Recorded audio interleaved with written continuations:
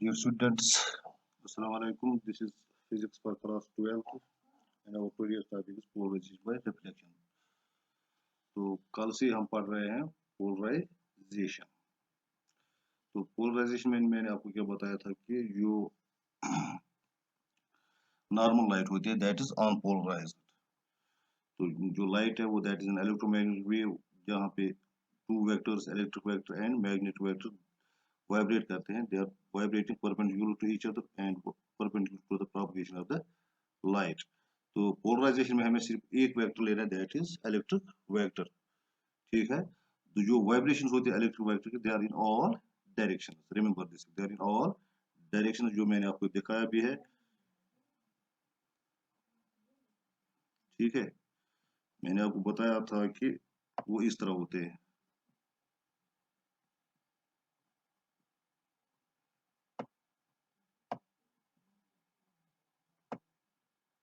मैं यहाँ पे दो चार बनाऊंगा।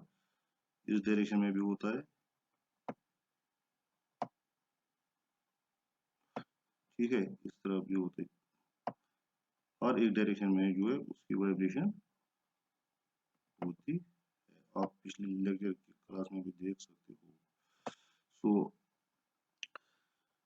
अगर हम रिस्ट्रिक्ट करेंगे इन वाइब्रेशंस को by some method so that this electric vector vibrates only in one direction, say in this direction, तो इस डायरेक्शन में वाइब्रेट करेगा। बाकी हम सारे जो वाइब्रेशन है उनको रिस्ट्रिक्ट करेंगे। तो इसको बोलते हैं प्लेन पोलराइजर लाइट। ठीक है, so what is polarization? The process of restricting the vibrations of the light only in one direction. तो that's called polarization of light. जो ऑर्डिनरी लाइट होते हैं that is unpolarized because it this electric vector vibrates in all directions. यहाँ पे magnetic vector बोलते हैं but the magnetic vector has no role in the polarization of light, only electric vector. If we are able to restrict the vibrations of the electric vector to one direction only, then the light we will obtain will be polarized light. When unpolarized light is reflected, अब हम लेंगे unpolarized light। ठीक है, जो मैंने आपको ऊपर भी दिखाया था। तो when it is reflected from a surface, the reflected light may be completely polarized. जो reflected light होती है वो completely polarized भी हो सकती है। completely polarized means इसके जो सारे components है वो खत्म हो जाएंगे, only one vibration will be allowed। तो और partially polarized means अगर इसके if it is there are 10 components, तो उसके 10 में से 8 component को हमने restrict कर दिया लेकिन फिर भी 2 component रहेगा, तो that is called partially polarized। ठीक है, और अनपोलराइज या जो रिफ्लेक्टेड लाइट होगी वो तो पोलराइज होगी ही नहीं। अगर लाइट में 10 वाइब्रेशन थी तो रिफ्लेक्टेड लाइट में भी 10 वाइब्रेशन होंगे। फिर से मैं बोलता हूँ, it can be completely polarize means कि इसमें 10 कंपोनेंट्स थे। ठीक है, 9 को हमने रिस्ट्रिक्ट किया तो एक ही जो है जो रिफ्लेक्टेड लाइट उसमें सिर्फ एक ही कंपोनेंट है, then we say that the reflected light is completely polarized. अब फिर से मैं लूंगा 10 कंपोनेंट्स थे, तो जो रिफ्लेक्टेड लाइट है उसमें हमें दिखाई देते हैं 6 कंपोनेंट्स वाइब्रेट कर रहे हैं। ठीक है, तो 4 को हमने रिस्ट्रिक्ट कर दिया लेकिन जो 6 है अभी उसको हम पोलराइजर नहीं बोलते लेकिन पार्शियली पोलराइजर बोल सकते हैं। जो अब फिर से जो इंसिडेंट लाइट थी उसमें 10 कंपोनेंट्स थे, जो रिफ्लेक्टेड लाइट है उसमें 10 के 10 कंपोनेंट्स है, तो we say that it is again unpolarized light. So reflected light can be completely polarized, it can be partially polarized or it can be unpolarized। तो अब ये किस चीज पे डिपेंड करता है? It depends upon the angle of incidence. ठीक है, if the angle of incidence is 0 degree, if the angle of incidence is 0 degree or 90 degree, then if the reflected light uh, the angle of incidence is between 0 degree and 90 degree, the reflected light is partially polarized. If the angle of incidence is between 0 degree and 90, if it is 0 degree or 90 degree, then it will not be polarized at all. But if it is between 0 and 90 degree, the reflected light is partially polarized or completely polarized by a very degree. The angle of incidence at which the reflected light is completely plane polarized is called polarizing angle। जिस angle of incidence पे reflected light completely polarize होगी उस angle of incidence को हम बोलते हैं polarizing angle. It is represented by I P. It is represented by I P. I incidence, P means polarizing angle of incidence. ठीक है, तो पी से बोलते हैं हम इसको फिर polarizing angle. The value of IP depends upon the wavelength lambda of the light used। तो जो IP है ये वेरी होता है। ठीक है, रेड लाइट के लिए अलग होगा, येलो के लिए अलग होगा, ब्लू के लिए अलग होगा, क्योंकि उनकी वेवलेंथ डिफरेंट होती है। So it depends upon wavelength lambda. ठीक है, अगर आपके पास एक सरफेस है, मान लीजिए आपके पास गिलास है, तो आपने उस पर इंसिडेंटल लाइट डाली है पहले ब्लू की। ठीक है, तो मान लीजिए 30 डिग्री जो एंगल ऑफ इंसिडेंस है वो 30 डिग्री है, उस पर पोलराइज जो रिफ्लेक्टेड लाइट है वो कम्प्लीटली पोलराइज्ड है। लेकिन अगर फिर आप ब्लू के बदले आप रेड लाओगे, तो उस पे एंगल जो आई पी वो 30 नहीं होगा, वो 30 से ज्यादा है, 30 से कम होगी, वेरी हो जाएगा, because wave length is different for blue. ठीक है, देन रेड से उसकी वेव लेंथ डिफरेंट है। So the value of IP depends upon the wavelength lambda of the light used. An unpolarized light having two electric field components, one perpendicular to plane of incidence represented by dots, अभी अब मैं फिर में दिखाऊंगा, and the other parallel to the plane of incidence represented by arrows, is incident along AO at an angle IP on the surface X by separating a rarer medium IR from a medium of refractive index mu. The vibrations of electric vector perpendicular to the plane of incidence remain always parallel to the reflecting surface X Y, whatever the angle of incidence may be। आप खुद बना सकते हो। Therefore, the condition of their reflection is not changed with the change in the angle of incidence। यहाँ पे मैंने बनाया, देखिए यहाँ पे जो है एक एरो है। ठीक है, दो कंपोनेंट हमने लिए, जो इंसिडेंट लाइट उसमें बहुत सारे कंपोनेंट, हमने सिर्फ दो लिए। तो one is represented by dots, that is like this. ठीक है, तो यहाँ पे ये क्या है, this is perpendicular to the plane of the glass और प्लेन ऑफ द सरफेस। और मान लीजिए जो सरफेस है गिलास का ये, ठीक है, तो वन इज पैरेलल, जो ये है, ये देखिए ये पैरेलल है, represented by arrows, this is parallel to the plane of the surface. अब एंगल ऑफ इंसिडेंस जो भी होगा, आप देखिए यहाँ पे एंगल ऑफ इंसिडेंस मैंने बनाया ये। ठीक है, this is angle of incidence, the angle between incident ray, this is incident ray and this is normal, so angle between incident ray and normal is called angle of incidence। अब ये देखिए, अगर ये लाइट हम यहाँ से लाएंगे, जो मैंने यहाँ से लाइट अगर यहाँ से लाए, तो यहाँ पे एंगल ऑफ जो इंसिडेंस है इतना ही रह जाएगा, छोटा हो जाएगा। ठीक है, लेकिन यहाँ पर भी हम जो देखते हैं, जो ये है, जो पैरेलल थे, ये पैरेलल यहाँ पर भी रह जाएंगे, ये वाले। जहां पर भी आप इसको इंसिडेंट रे को ले जाओगे, जो भी कंपोनेंट पैरेलल है किसको, प्लेन को, plane of the surface, that will not change. अगर हम if we change the angle of incidence, हम मैंने एंगल ऑफ इंसिडेंस छोटा कर दिया, लेकिन वो वहां पर भी पैरेलल ही रह जाते। आप मान लीजिए आपके पास ये पेंसिल है, तो उसमें आप सुई लगा दीजिए, सुई को आप जिस साइड में भी ले जाओगे, जो सुई है वो प्लेन ऑफ द सरफेस को पैरेलल ही रह जाएगा। The incident ray, the refracted ray and the normal ray lie in the same plane। यहाँ पे हम देख रहे हैं जो इंसिडेंट रे है, जो मैंने आपको दिखाया है, और जो नॉर्मल रे है, और जो रिफ्लेक्टेड रे ये है, they all lie in the plane of the same plane। एक ही प्लेन ऑफ द पेपर यहाँ पे मैंने दिखाया है। The vibrations of the electric vector parallel to the plane of the surface make different angles with the reflecting surface XY। The angle of incidence of the unpolarized light is changed at the polarized angle IP। Most of these vibrations of electric vector get transmitted and are not reflected। तो यहाँ पे हम देख रहे हैं, इसमें बहुत सारी वाइब्रेशन। ठीक है, कुछ पैरेलल थे तो कुछ परपेंडिकुलर थे, लेकिन ये जो है हम यहाँ पे देख रहे हैं, ये ट्रांसमिट हो गए। ठीक है, तो यहाँ से हम देख रहे हैं, यहाँ पे सिर्फ एक ही कंपोनेंट आपको दिखाई, that is perpendicular to the plane of the surface, ये जो represented by dots. So the reflected light contains vibrations of electric vector perpendicular to the plane of incidence, that's represented by dot। जो हम dot से represent कर रहे हैं, तो उसमें एक ही ये एक कंपोनेंट है। ठीक है, जो ट्रांसमिट हो गए उसमें दैट इज अनपोलराइज, उसमें सिर्फ मान लीजिए अगर इस इंसिडेंट लाइट में जो यहाँ पे मैं दिखाऊंगा आपको, दिस इज इंसिडेंट लाइट, अगर इसमें 10 कंपोनेंट्स थे तो हम देख रहे हैं वो 10 में से 9 यहाँ पे ट्रांसमिट हो गई है इस साइड में, वो रिफ्रैक्ट हो गए, बेंड हो गए, लेकिन जो वापस आ गए वो एक ही कंपोनेंट आ गया यहाँ से, ठीक है। ये गिलास नहीं है, ये रिफ्लेक्टिंग सरफेस नहीं है, ये सरफेस जो है यहाँ पे ये डेंसर मीडियम है तो इसका रिफ्रैक्टिव इंडेक्स मैंने म्यू रखा है, और इसमें जो rare medium that is air, ये यहाँ पे तो X Y is a surface which is separating these two media, ठीक है। तो ऊपर आयर है, आयर से लाइट आ रही थी, ठीक है, तो when it passes through this surface, for example if it is glass, तो it gets bent, it gets refracted, ठीक है। और जो यहाँ से जा रहा है एक कंपोनेंट जा रहा है दैट इज रिफ्लेक्टेड लाइट, मगर ये रिफ्लेक्ट सिर्फ एक ही एंगल पे हो जाएगा, ठीक है, एंगल ऑफ पोलराइजिंग एंगल जिसको हम बोल रहे हैं, तो it will contain only one component represented by dots, जो डॉट्स मैंने वहाँ पे बनाए हैं। तो जब एक ही कंपोनेंट का जो रिफ्रैक्टेड लाइट है उसमें अगर मान लीजिए इंसिडेंट लाइट में 10 कंपोनेंट्स थे, जो रिफ्रैक्ट हो गई, जो बेंड हो गई नीचे जो लाइट दिखा रहे हैं आपको, तो उसमें 9 कंपोनेंट्स हो गए, लेकिन जो रिफ्लेक्ट होगी उसमें एक ही कंपोनेंट होगा।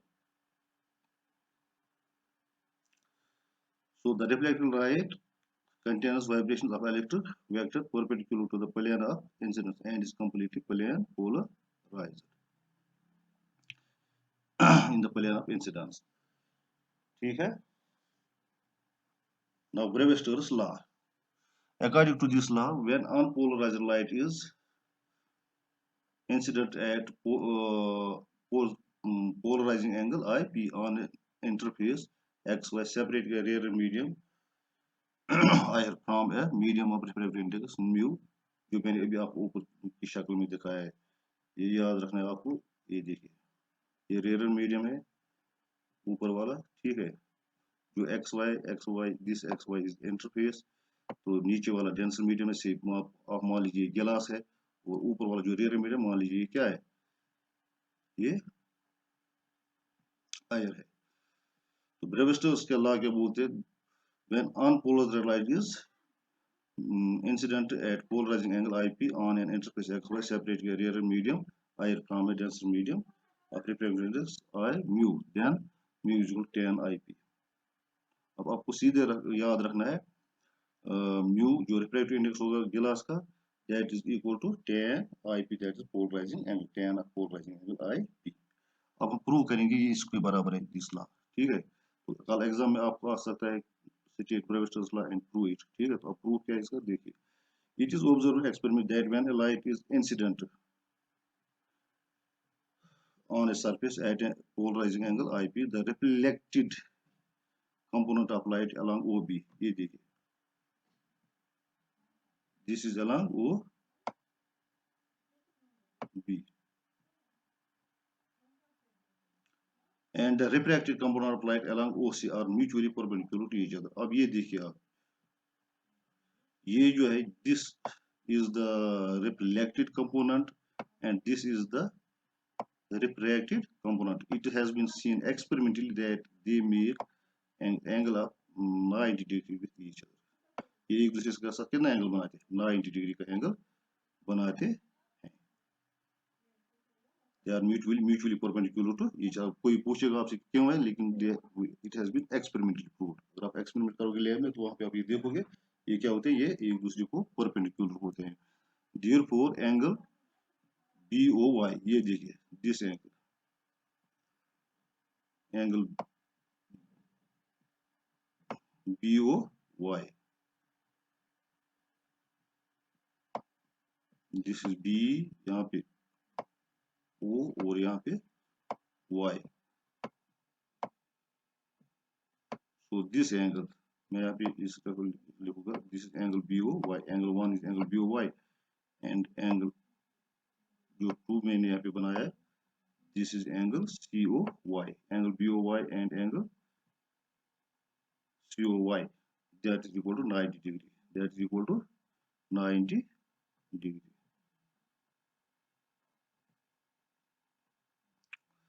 Now this implies angle NOY minus NOP, जो मैंने आपको ऊपर दिखाया, जो एंगल BOY यहाँ पे देखिए आप, BOY बी ओ वाई को हमने पहले लिखा है, this is equal to N O P, this N O, यहाँ पे ओ है और ये एन ओ पी, माइनस किया मैंने इसको ये एंगल यहाँ से यहाँ तक, that is N O B. ठीक है, जो बी ओ वाई है इसको क्या लिखा हमने, N O P, N O Y minus N O Y minus N O P, plus इसी तरह से दूसरी को आप लिखोगे N dash O Y minus N dash O C. ठीक है, that is equal to 90। C O Y इसके बराबर है, बी ओ वाई इसके बराबर है, N O Y minus N O P, और C O Y N O Y minus N ओ N dash O C. अब N O Y is 90 degree, आप खुद देख सकते हो उधर से शक्ल से ही आपको पता चल जाएगा एन ओ वाई। ठीक है, एन ओ वाई ये देखिए, ये एंगल जो है N O Y, this is 90 degree. So 90 degree minus NOP is the angle of refraction. Remember this is R dash is angle of refraction. ये भी आप यहाँ पे देख सकते हो, sorry it is angle of reflection, ये एंगल ऑफ रिफ्लेक्शन है, ये R dash is angle of reflection. तो ये है angle reflection, this is R angle of reflection. So 90 minus R dash plus 90 minus R is equal to 90. From second law of reflection, angle I is equal to angle R dash. R dash याद रखना, यहाँ पे confuse मत होना, एक R dash है एक R है। R dash जो है वो रिफ्लेक्शन है, एंगल ऑफ रिफ्लेक्शन है, रिफ्लेक्टेड एंगल है। जो R है वो रिफ्रैक्टेड एंगल है। ठीक है, रिफ्रैक्शन में जो होता है वो रिफ्रैक्टेड है। R dash रिफ्लेक्टेड एंगल है और R रिफ्रैक्टेड एंगल है। सो हमें पता है second law of reflection, reflection में तो दो ही लॉ है, वहाँ पे angle of incidence is equal to angle of reflection. So I is equal to angle R dash, where R dash is angle of reflection. This implies IP is equal to R dash. IP is equal to R dash. ठीक है, तो क्योंकि जो आप हमने angle of incidence रखा है वो हमने वहां पे क्या रखा है, ये देखिए, ये है, ये एंगल ऑफ इंसिडेंस है, this is angle of incidence. तो इसका नाम हमने क्या रखा है, आई पी। तो I P is equal R dash. अब इसको इसमें सब्स्टिट्यूट करेंगे इस इक्वेशन में, it will become 90 minus IP plus 90 minus R is equal to 90. So जब इसको हम खोलेंगे इस इक्वेशन को, 90 plus 90 will become 180 minus IP and minus R। ठीक है, so 180, अब इस 90 को मैंने लेफ्ट साइड में लिया, इस 90 को, it will become 180 minus 90 minus IP। तो R जो यहाँ पे था ये नेगेटिव था, तो इसको मैंने राइट साइड में लिया तो ये पॉजिटिव बन गया। ठीक है, तो 180 minus 90 is 90 माइनस ये आईपी है, सॉरी यहाँ पे आईपी लिखना है, तो मैंने पी नहीं लिखा है, 90 minus IP is equal to R. ठीक है, अब तो आर तो हमें निकल गया, what is R, R is angle of refraction, remember this, R is angle of refraction, R dash is angle of reflection. तो अकॉर्डिंग टू स्नेलस लॉ ये भी आपने पढ़ा है, mu is equal to sine I by sine R. मैंने आपको ये पढ़ा है उस क्लास में, ये पढ़ा है, mu is equal to sine I by sine R, where R is angle of refraction. तो अब आई के बदले क्या लिखना है, आई पी, और आर के बदले लिखना है जो आर का वैल्यू हमने यहाँ पे निकाला, देखिए इस आर के बदले हमने लिखना है, इस आर के बदले इसका वैल्यू जो यहाँ पे ये है। ठीक है, सो साइन आई के बदले साइन आई पी जो मैंने यहाँ पे लिखा है, और आर के बदले जो 90 माइनस आई पी है। ठीक है, अब हमारे पास एक फार्मूला है, साइन 90 माइनस थीटा वो कॉस थीटा होता है, sine 90 minus theta is equal to cos theta. So sine 90 minus I P will be cos I P. तो ये जो sine I P 90 minus I P था, ये क्या बन गया यहाँ पे, कॉस आई पी बन गया। अब ये भी आपको पता है साइन बाय कॉस टेन होता है, सो ये टेन आई पी बन जाएगा। So mu is equal to tan I P, तो ये हमने प्रूव करना था। ठीक है, तो अब आपके पास ये फार्मूला है। अगर आप अभी मैं आपको इसके दो एग्जांपल्स भी दिखाऊंगा, तो उससे आपको अच्छी तरह से समझ में आ जाएगा। So we know that mu A G is equal to 1.5। What is that, glass का जो रिफ्रैक्टिव इंडेक्स है विद रेस्पेक्ट टू एयर वो 1.5 होता है, ये हमें पता है। ठीक है, what is refractive index of glass with respect to air, बोलो, दैट इज 1.5, दैट्स 1.5। अब यूजिंग ब्रेविस्टर्स लॉ, वो क्या बोलता है, mu is equal to 10 IP, mu is equal to 10 IP, so we get mu AG is equal to 10 IP, ठीक है। तो mu AG refractive index of glass with respect to air, that is 1.5 is equal to 10 IP। तो इसका मतलब हो गया 10 56.3 is equal to 10 IP, क्योंकि 10 56.3 का वैल्यू होता है 1.5। अगर आप ट्राइगोनोमेट्रिक टेबल देखोगे वहां पे 10 56.3 का जो वैल्यू होगा वो 1.5 होगा, इसलिए 1.5 के बदले क्या हमने लिखा है 10 56.3। तो 10 और 10 कैंसिल हो जाएगा यहाँ पे, ये 10 और ये 10 क्या कैंसिल हो जाएगा। इसका मतलब हो गया ये हमें निकलेगा 56.3 इज इक्वल टू IP, और IP इज इक्वल टू 56.3। तो व्हाट डज इट मीन, आपको अगर गिलास का सरफेस है उस पे आपने लाइट इंसिडेंट रखनी है, अनपोलराइज्ड लाइट इंसिडेंट रख लिया at an angle of 56.3, angle of incidence कितना बनाना है 56.3, तब जो रिफ्लेक्टेड लाइट होगी that will be completely plane polarized, ठीक है। completely polarized when angle of incidence of unpolarized light on surface of glass is 56.3। गिलास का सरफेस लेना है।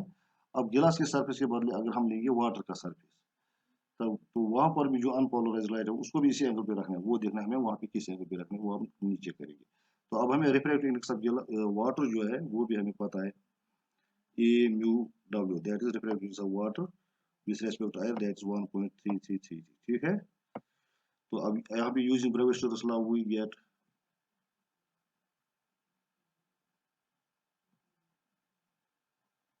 mu is equal to 10 IP, we get a mu a w mu w a is equal to 10 IP, ठीक है। अब mu W A भी आप इसका वैल्यू देंगे 1.33, क्योंकि वाटर का जो रिफ्रैक्टिव इंडेक्स होता है वो 1.33 होता है, that will be equal to 10 IP। तो फिर से हमने जाना है कहाँ पे ट्राइगोनोमेट्रिक टेबल पे, वहां पे देखना है 1.33 क्या है, दैट इज 10 53.1 का वैल्यू होता है 1.3333। अब ये 10 और लेफ्ट साइड का 10 और राइट साइड का 10 कैंसिल हो जाएगा, तो हमें क्या मिलेगा IP इज इक्वल टू 53.1। इसका मतलब क्या हो गया, अगर आपको मान लीजिए ये जो है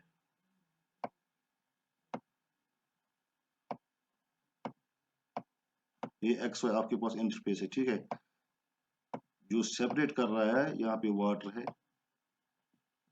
और यहाँ पे एयर है, ठीक है। तो आपने यहाँ पे क्या डालना है,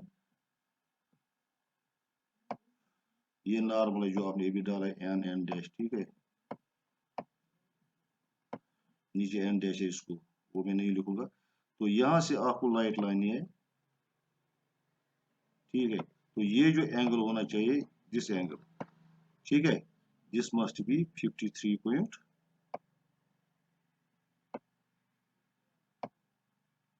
मैं सारा नहीं लिखूंगा, 53 पॉइंट क्या होगा। तो जो यहाँ से लाइट जाएगी, एक लाइट तो अनपोलराइज पार्शियली अनपोलराइज होगी, रिफ्लेक्टेड लाइट होगी, जो रिफ्लेक्ट लाइट होगी यहाँ से that will be completely polarized, ठीक है।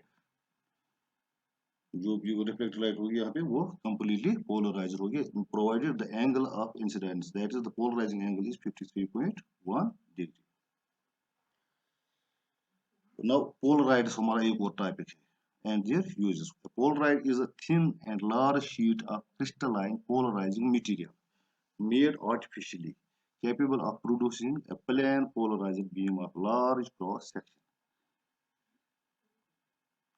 It was Harappa. ये किसने पोलराइड्स किसने बनाया, Harappa ने in 1852 discovered that the synthetic small needle shaped crystals, small needle shaped crystals of iodosulfate of quinine possesses the property of polarizing the light। उसमें भी ये प्रॉपर्टी होती है कि वो लाइट को पोलराइज करता है। These crystals were called herapathite। In crystal को क्या बोलते हैं, herapathite। A number of these crystals with the axis parallel to one another are packed in between two sheets of plastic. Such a sheet serves as a polaroid।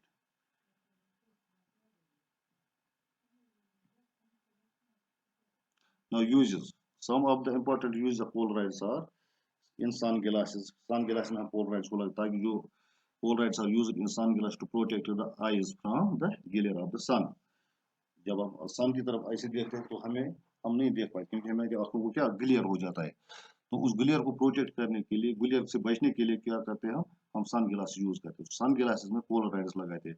Polarise का मतलब क्या होता है, जब उस पे सन की लाइट पड़ती है, सनलाइट क्या होगी, पोलराइजर होगी या अनपोलराइजर होगी, डेफिनेटली दैट विल बी अनपोलराइजर। उसमें जो इलेक्ट्रिक कंपोनेंट होगा वो वाइब्रेट कर रहा होगा हर एक डायरेक्शन में। जब वो हमारी गिलास पे पड़ता है, सन गिलास पे पड़ता है, तो वो क्या करता है, एक ही कंपोनेंट को एलो करता है, अंदर एक ही कंपोनेंट जाएगा।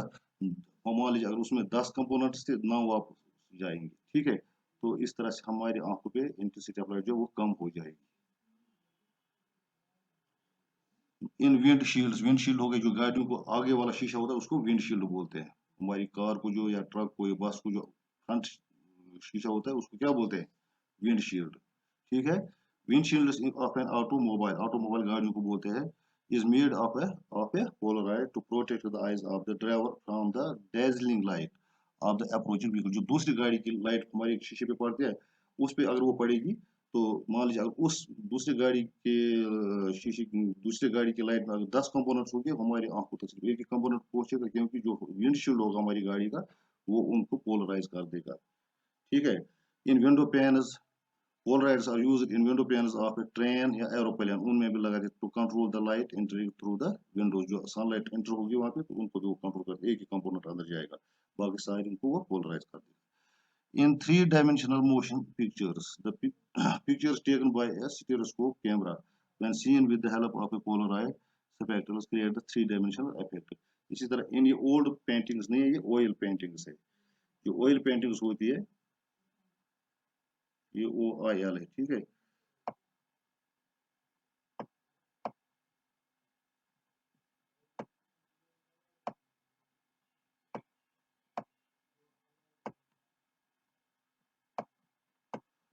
ऑयल पेंटिंग्स है ये, ठीक है। Polarizers are used to improve colour contrast in oil paintings. तो इसी तरह एक और है जो मैंने यहाँ पे नहीं लिखा, वो आप खुद देखोगे, इन ऑप्टिकल स्ट्रेस एनालिसिस में भी पोलराइजर्स यूज होते हैं। Polarizers are used in optical stress analysis. तो this was all about this chapter. यह चैप्टर आज खत्म हो गया है। इंशाल्लाह कल से हम दूसरे चैप्टर इलेक्ट्रोमैग्नेटिक इंडक्शन उठाएंगे। Thank you for watching. तो पढ़ लो, करो याद।